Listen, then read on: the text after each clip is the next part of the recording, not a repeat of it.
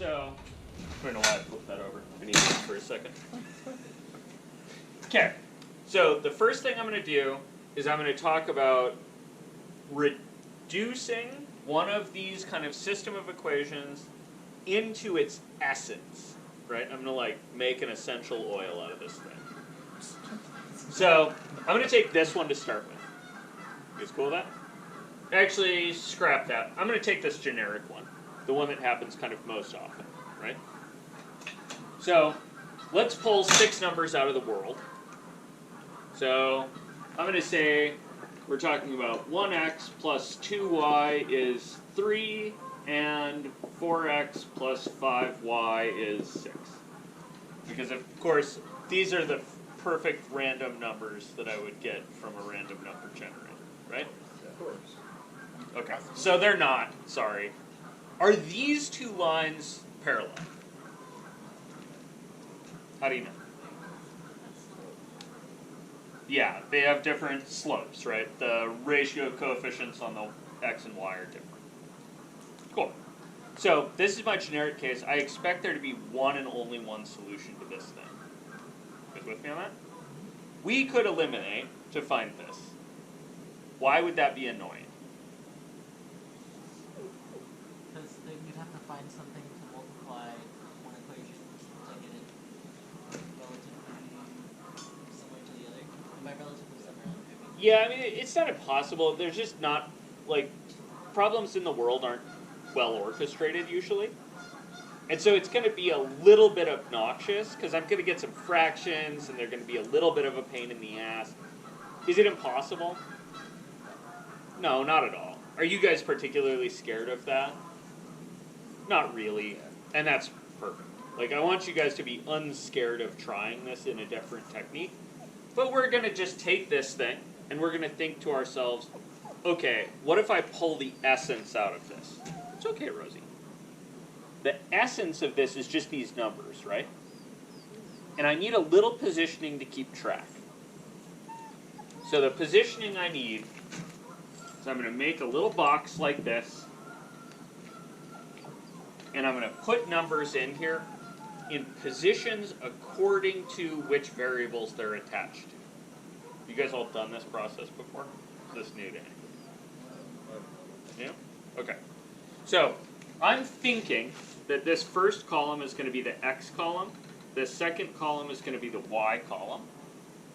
What does this bar represent? Yeah, I think about that bar as an equal sign.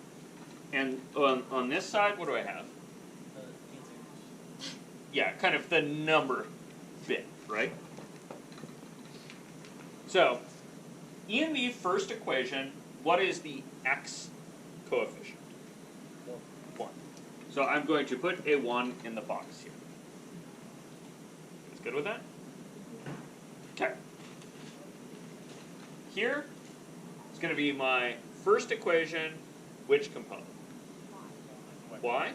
And the y is 2. good, has a coefficient of 2. Okay? How about I've got an equal sign, and the number is 3. We good with this? Okay, second row is going to read 4, 5, 6. Okay, and then the black box algebra technique is you put this into the calculator, right? And you go find yourself the button that says ref on it, right? And then it spits something out. So if you ref this,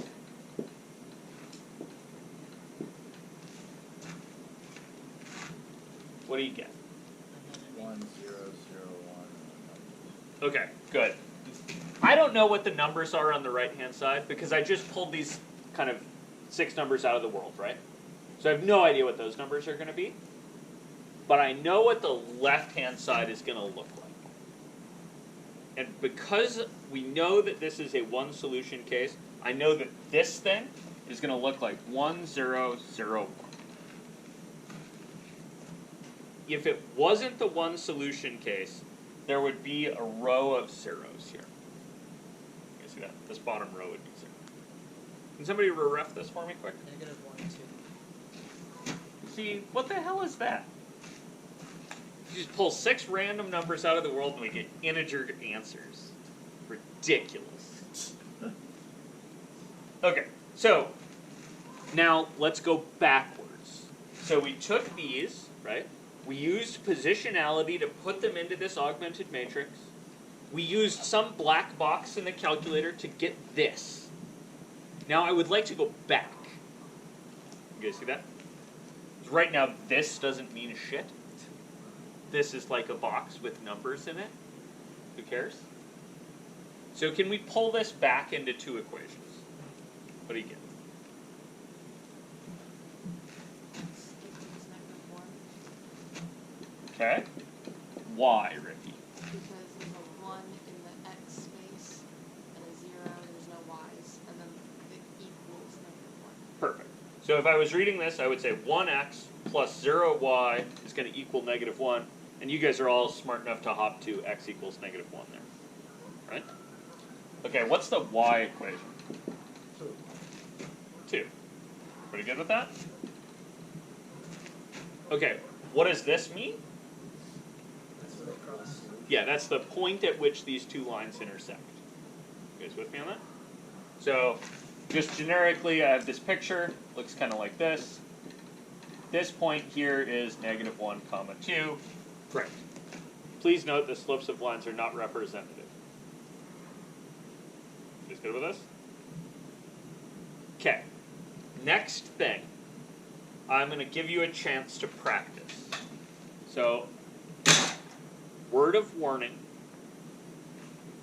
this one is not ready to go in an augmented matrix yet because the variables are in the wrong orders. You guys see that? This one is not ready to go in an augmented matrix yet because the variables are scattered across both sides. You guys see that? They have to be in the very specific form of x's first, then y's, equals numbers. You guys with me on that? Do not try to apply this thing if they're not in the right order. It doesn't work. Everybody good to go? Okay, so I'm going to give you a couple minutes, and what I want you to do is put these 3 systems into a calculator and hit ref. If you don't have a calculator to hit ref on, use your phone, find a website, punch it in there, or check with a neighbor. This is probably the last day we're going to do a lot of playing with a TI calculator, so don't feel like you have to have one in general. Cool? Okay, go.